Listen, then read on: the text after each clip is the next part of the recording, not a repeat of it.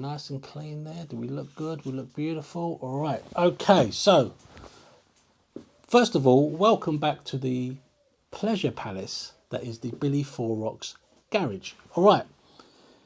Before I do a full-blown review on this bike, I want to do 200, 300 more miles on it. So a week or two, just so I can get a proper opinion of this bike, my likes and dislikes. So that's to come. But what I want to have a quick word with you about is this bike's ability to do the daily commute, the filtering through tight traffic and all that sort of stuff, and why it's better than you think it would be. Certainly better than I thought it was going to be. So let's have a rider's eye view and we'll see why I think this bike handles better than it looks. It looks like it should. So let's have a rider's eye view and see what we're talking about.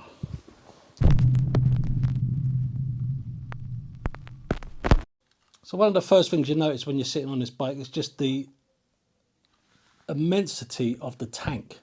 That is a huge, huge tank, and it kind of dominates the entire view of the bike. But when you look a bit further down, you can see the two cylinder heads coming out there. Now the thing about those is they're low down. And low weight means a low centre of gravity, and a low centre of gravity means better handling. So despite this bike's width and its height and its weight and all those sort of extreme dimensions, one of the reasons I think this bike handles as well as it does is because of the boxer engine. Those two cylinder heads are slung really low, keeping the weight low. It means you can kind of flick it from side to side a lot quicker than the old Triumph.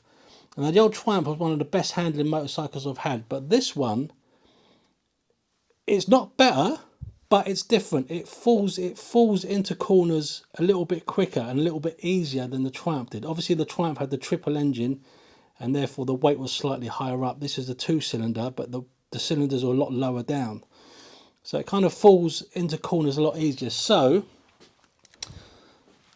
the width of the bike from edge of the handlebar to edge of the handlebar is 99 centimeters or 38.98 inches, and the old Explorer was 96.22 centimeters or 37.9 inches. So it's only what we're talking about, 3.5 centimeter difference. So yes, it's a wide bike, but it's not extremely wide. It's not, you know, it's not exceptionally wide.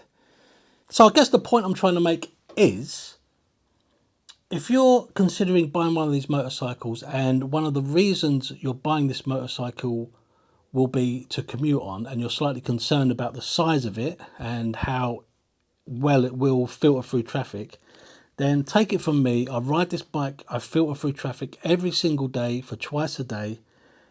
It can do it, and it can do it with ease. Not as easy as, like, say, something an NC, what they call NC 500s, which I see a lot of commuters ride, or certainly not a moped. They have a lot more room to navigate through, whereas this, you have to just be a little bit more, you have to scrutinize the gaps a little bit better, if you know what I mean. You just have to be aware of, certainly van wing mirrors. They're the classic ones that you can smack into, but it's no different than the old Explorer. It's no different at all. And like I said, this flicks in and out, or it flicks to side quicker than the Explorer did. So it's better suited for commuting in that respect, in that it turns so easy. So there you go. So if you're thinking about buying one and you're worried about it, don't be worried about it. Take it from me. These things can fly through traffic, no problem at all. And to be honest, I'm not the fastest rider in the world. I never was. Even when I had, you know, like the Hayabusa, I never used a bike to its full potential. So as long as I'm moving faster than the cars, for me, that's a win, in my opinion. So yeah, it can filter through traffic, and you get to situations like this where you have to make a really kind of tight turn and go sort of, you know, back out on yourself again. It handles it really well. You have to be careful that this bike, though, when it comes to, if it gets past a certain angle, like any big bike, it gets to a point where you just have to let it go and fall on the ground, because you're never gonna catch it. It's happened before on the Triumph Explorer, and no doubt it's going to happen again with this. So that's just the way it goes with big bikes. So there you go, guys. Hopefully that's answered some questions for you. If you have any questions about this bike in regards to filtering or the daily commute, please ask me if I haven't covered anything here. And but the brakes on this thing are amazing. They're amazing. The front brake is crisp. Anyway, that's going to be for the proper review of this bike. That's going to come soon. Guys, take it easy, and I'll see you soon. Yeah, take care.